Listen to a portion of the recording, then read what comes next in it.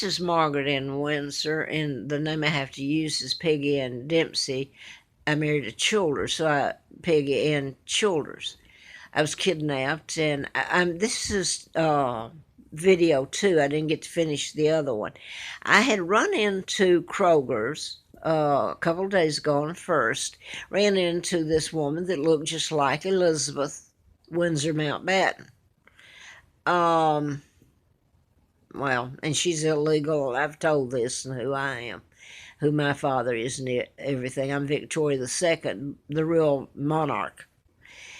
And I was telling about Elizabeth, or it wasn't her. I know that, okay. But she so looked. They had to have gone. Somebody went out and got a double with all this. You have to connect the tape I'm going to put up that I just did with this one, and those who are following me know what I'm talking about. Anyway, now then, I start to leave. I guess I finished, so I didn't run into her again. But there's got to be cameras in there that had this woman on there, and her clothes. My God! So now then, I'm leaving, and over the last couple of months, when I get a taxi, it's been switched to where I was getting a limo there. Well, I'm talking about a really nice limo. And a limo picked me up at Larry Flint's that first time at the airport, and it had I have to say, I don't know why you have to go into detail. They don't say I'm English or anyway. It was African American that told me when he met me. He had a big sign said Mrs. on it, and when I got off the airport, I've been kept without money. Okay. And I, among all the other things, happened to me, and homeless, and oh, that's what Larry Flint, back in the video just prior to this one, I put it up before, when I was out at his home and I was leaving, he introduced me to a movie producer in his home there, and he said, Larry Flint said to me, well, he said there's no room in the inn, okay. The day before when I got there, really I didn't stay. It was in the night. I think I talked to him for a while. Was that the first? Yeah, that was the first time. Okay, so I did. So that was the 1st of October, I think. Yeah, from Atlanta out there. Well, there's room. He took me in the room, and Jeremiah room, and I've just explained to Jeremiah what they're doing with this. And it goes back in time to being out at Flint's and thinking I was going to have a little money and running for Congress and all this, and furnished a car for a year. And part of the time I couldn't get gas, didn't have the money. So now then, the next time I was out there on election day, I was flown out there, next day flown back.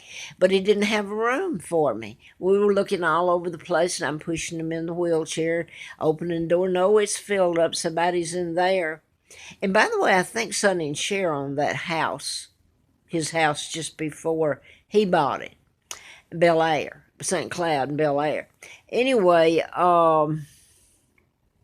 okay, here I am. The Jeremiah means something, and the fact that he was here and the movie opened here on my birthday, and somebody come up on the mountain, was told to, and brought me down. I stayed down for a couple of nights, looked for a job, and I've been blocked and everything, just like blocked in getting no room in the inn, no place to live. So now then, I'm here. I'm leaving Kroger's, and this has happened at the bank, and then prior about a month or 2 months ago now, I had a money order. I should have been able to get the money right there, and Jeremiah, the manager that I did not meet in all that time, they withheld it. They wouldn't let me have it, which is not the thing to do, and it should be illegal. But again, it's like a bank. They can say the computer's down, and it's not. I mean, can you imagine the people would go berserk if computers were down and they couldn't get their money without going out to an ATM, standing out there in the cold, and having to pull out I think $80 is what they told me all you could get out. Well, I want what little money I have out then, and I've always done it. Now you'll forget because I got a routine. I pull it, what little it might be, I pull it out.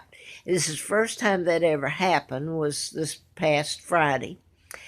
And it fit in with all the other mess that I go to Kroger, and I run into Jeremiah, who had been the one there at Kroger, this supervisor. It wouldn't, I couldn't get my money. And till the next month, and in between I went there and I talked with him. I was supposed to be able to get it and did. So here he stands. So I can put it together like a puzzle. Whether it happens, I don't know. I'm going in one direction. Well, no, that would also be, well, I hope I'm going home to England, and I don't know how that'll work out. You know, it's almost like I have no home, except I know the Brits, and I'll say it again, Germans and some Americans have tried their best to help me even live. Okay. So now that I'm leaving Kroger's and all this is happening, and there's been a thing with the taxi drivers, and now then the other one had a limo, which is real unusual.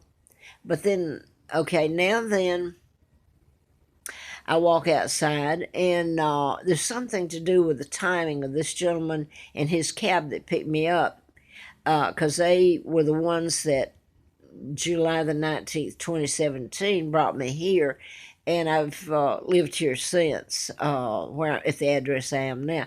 So he pulls up, and by the way, he didn't. Well, anyway, he was very nice. I have to say that. I got in. He told me to get in the front, and I got in, and it's a remodel till you wouldn't believe it. The big Crown Victoria. Now I remember those. You don't see many of those anymore. In fact, that's the first one that I've seen, and it had been remodeled so pretty. It was one of the big ones. But I said that. But back when in April, Fool Day of '80, when I was almost killed and all this happening and didn't see my children but just a couple of times, and everything I had was stolen illegal again. Well, I mean almost killed. That was it. So now then, my son, I had a car, but then Lina Dempsey, mother of the twins, that brutalized me all my life, and I was supposed to call her mother. Oh, no, no. What am I going to say? Anyway, I forgot what I was going to say now. Anyway, back when, my son, Mark, had a Crown Victoria, and the police, if you go back, the policemen, law enforcement, at that time, that's all you could see them with was Crown Victorias. Now then, somebody will say, well, you're making too much out of that. Well, I'm not too sure I am. Anyway, this cab driver, this is a new, redone models and everything. And I'm sitting in the front seat with him, very nice. And what do you get from that? Somebody else would probably say, well, I don't get a darn thing. Well, what it would tell me is I'm either going out to Larry Flynn's, which I don't know, with the Jeremiah bit, or, and the, what was the other, like a clue in you, what was the other, I don't remember now. Anyway, withholding the funds, my funds at the, well, yeah, in essence they were, and they would, I'm not even going to get into it, and they can keep doing this. If the right people walk up, law enforcement, and tell a bank to do something, they're going to do it, especially when there's no repercussions. So I could be bounced around until every penny, what little I have, is gone, and I can't pay the rent next week. So I don't know how that'll work out.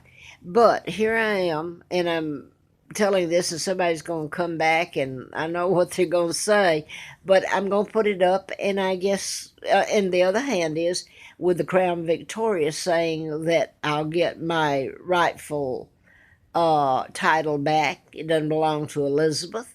I'll get it back, Crown Victoria. And I assumed that I would go home or out to Mr. Flint's or out to L.A.